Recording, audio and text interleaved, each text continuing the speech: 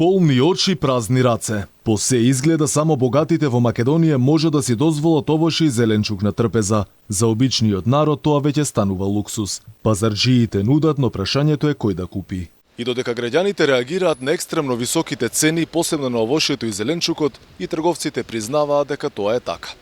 Велат дека цените се покачени затоа што немало доволно работници и секако за да имале нормална заработка. Ако предходните години лубеницата се продаваше по 15 денари за килограм, годинава надминува 40 денари. Дињата се продава од 100 до 130 денари за килограм. Периодов не се ефтини ниту праските кај сиите црешите. Граѓаните не паметат вакво лето со изгор скапи пазари и високи цени. Овие пиперки, партиџани, тоа е ужас нешто. Сега и лубениците гледам се скапи. Да, све, од бресква до било што е огин, значи неверојатно скапо. Многу е скапо, премногу е скапо. Да. Се издржува или? Па зависи за кој како. Некој може да издржат, некој не може да издржат. Релативно е за оној со 40.000 примање. Ај, земи 4 кила. Ај заокружи го на 5. А другото остатокот се знае. Да го ставиме тоа долната граница, да видиме горна за оние 78%.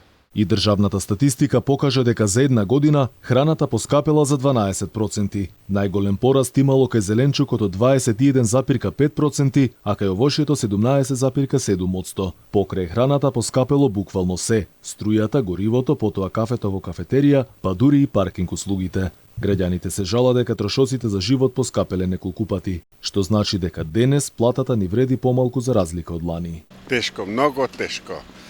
А со ова власт како е почнала, ќе завршиме удоле скроз. Скапо е, се знае, сите за сите е исто.